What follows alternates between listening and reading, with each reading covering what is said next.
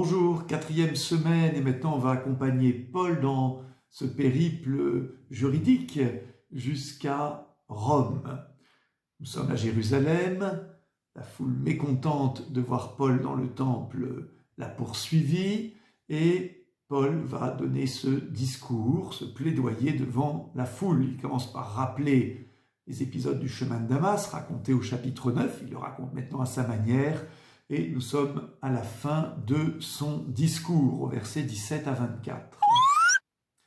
Revenu à Jérusalem, j'étais en prière dans le temple, quand je tombais en extase.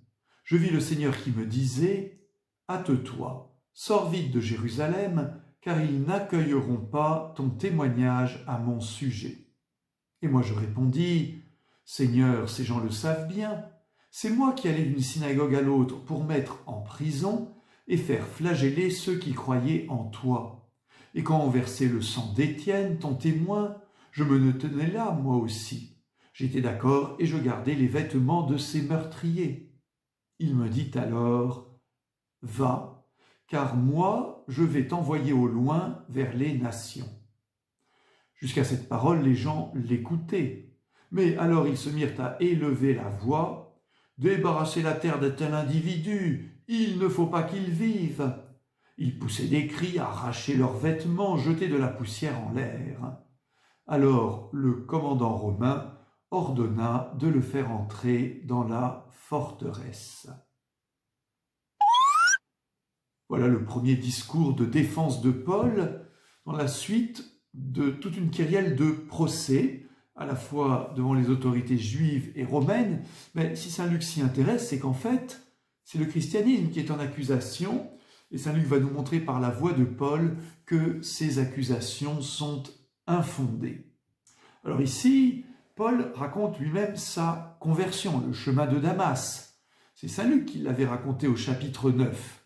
Alors, les lecteurs curieux et attentifs pourront comparer le récit ici par Paul et le récit par la bouche de saint Luc au chapitre 9. Il y a des petites différences. Par exemple, Paul ici décrit Ananie, vous savez, ce chrétien qui a baptisé Paul, comme un modèle de piété juive. Une autre différence plus importante, c'est que, de retour à Jérusalem, après sa conversion à Damas, eh bien, Paul a une vision, une extase où Jésus, ressuscité, s'adresse à lui et lui donne la mission d'aller vers les nations païennes. Et bien c'est justement à ce moment-là que la foule juive furieuse interrompt Paul, qui doit être mis en sécurité par le tribun romain, l'officier romain. Paul lui révèle qu'il est citoyen romain, ce qui lui épargne la flagellation que Jésus avait subie. En effet, il est interdit de flageller un citoyen romain avant son procès. Jésus ressuscité à la tête de l'Église. Nous avons souligné plusieurs fois le rôle décisif de l'Esprit Saint dans les actes des apôtres, l'Esprit Saint qui guide les apôtres dans l'évangélisation. Alors on se pose la question, est-ce que l'Esprit Saint aurait remplacé Jésus ? Dans un match de foot, il y a un joueur qui sort, il y a son remplaçant qui entre.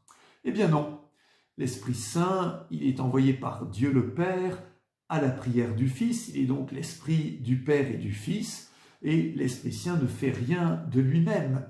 Il porte la parole et fait connaître les décisions du Père et du Fils. Et vous voyez, ce chapitre le rappelle d'une manière très belle, à travers en particulier cette vision, ce dialogue de Paul avec Jésus ressuscité. C'est Jésus qui agit, qui parle, qui dirige l'Église et qui envoie en mission qui il veut. Plus encore, Jésus se révèle à Paul comme intimement lié à son Église. Il en est la tête, elle en est le corps. C'est pour cela que Jésus dit à Paul, « C'est moi que tu persécutes », quand Paul, Saoul, persécute les chrétiens. Le dialogue en extase de Paul avec Jésus explique aussi pourquoi Paul revendiquera toujours d'être vraiment apôtre. Certes, dira-t-il, le plus petit des apôtres parce qu'il a persécuté l'Église, mais vraiment apôtre, pourquoi ?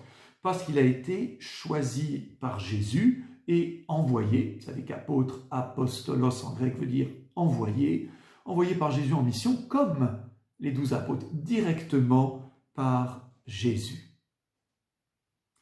La question du jour, comment, à votre avis, Jésus ressuscité continue-t-il de parler à son Église et à chacun de nous?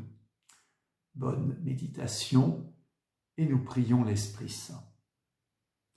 Dieu notre Père, tu nous as donné part à ton Esprit Saint qui t'unit à ton Fils. Que l'Esprit Saint nous rende attentifs à la présence de ton Fils ressuscité au milieu des siens. Amen. Et bonne lecture du chapitre 23. À demain.